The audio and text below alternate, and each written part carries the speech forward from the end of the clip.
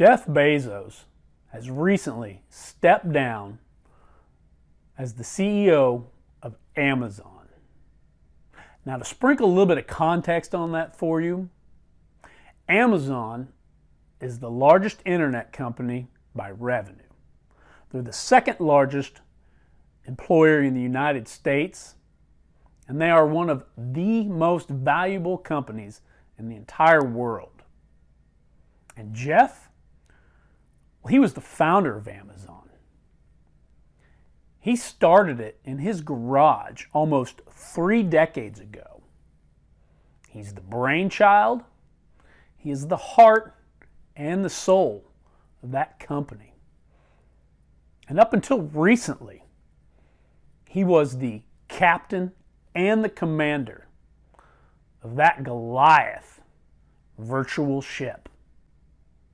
But if you're an Amazon user, I'm sure you already knew all of this, because this was major news, especially for the future of that company. Or was it? Welcome back to the Building the Future podcast. I am your host, Brett Thorne. And this episode, we're going to be talking all about leadership. Now, before we get into the leadership, I want to give you a little bit of backstory. Jeff actually announced that he was going to be stepping down earlier this year. The guys over at Snacks Daily did a great job covering this back in February. And one of the key things they talked about was the yawn effect. Now, to give you a little bit of definition on that, Amazon, the massive company it is a publicly traded company, which means there are a lot of investors and they've got a lot of money involved with Amazon. So they stand to lose a lot if something were to go wrong. And anytime you see major leadership changes in companies, investors tend to get a little nervous. And oftentimes, they get nervous enough, they start to sell their stocks, which means the value of the companies go down. And obviously with Amazon, Jeff was a leader of leaders. But when he announced that he was going to be stepping down, the investors didn't really care. Didn't even faze them. They just yawned and went on. And the guys over at Snacks Daily said, that is the greatest compliment a leader can get. But what I want to do today is I want to look at why that is. Why those investors just yawned. It's because they were confident in Jeff and what he had built, the leadership he had provided for Amazon. He built a company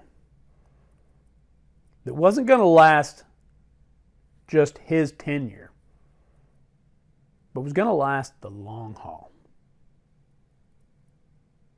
And that's what we're going to talk about today. Key leadership traits. First and foremost is vision and mission. As a leader, you have to have a laser-focused vision that defines what you do, how you do it, and why. Now, this vision has to have magnification points for short-term and long-term. You need to know what your vision is for next week, next year, 5 years, 25 years, and so on. Once you have that vision, you need to have well-defined missions to achieve that vision. These mission plans have to be fluid because they are going to change. They're going to adapt. They're going to develop as you progress and grow. But you always want to make sure that those mission plans are detailed and focused on your vision. The second thing is communications. Once you have established your vision and missions, you have to have crystal clear communications of what that vision and missions are. Your team has to know where you're going and how you're getting there. And those communications have to be two-way. If you're the leader and the captain of your ship, you have to be at the helm. You cannot be in all the departments at all the time. So therefore, you have to have that feedback, that return communication on what is going on. The third thing is your team or your crew. As the leader, you have to build a team that understands and believes in your company's vision and missions. And this team has to work together. Everybody has to be paddling at the same time and in the same direction if you want to move forward. And you as the leader, it's your job to make sure you have the right people on the boat and that they're in the right seat on the boat. The next skill of a leader is delegation of authority. As a leader, you cannot hold everyone's hand and watch over everyone's shoulder all the time. If you want to grow, you have to delegate authority. Once you've built the team, given crystal clear communications of the vision and mission, now give them the authority and the autonomy to achieve the necessary goals. Govern them with accountability. The next step of a leader is scalable processes and procedures. As the leader, you need to develop processes and procedures to replicate the achieved missions and goals that you have set. These established processes and procedures will streamline development and training as your company builds and grows. And it's critical that these processes and procedures are scalable so that as your company grows, you don't have to redevelop these. These steps will grow with the company. The last step of leadership I want to talk about is everlasting evaluation. As the leader, you must always be reviewing the results, monitoring the missions, and governing your team with accountability. You must perform after-action reviews for everything that's critical to your vision. What worked? What didn't work? And last, you always have to be asking yourself, how can we do better? These are just a few of countless number of leadership skills. The purpose of these is that these can help you grow and develop a sustainable business. Maybe you want to take other ventures.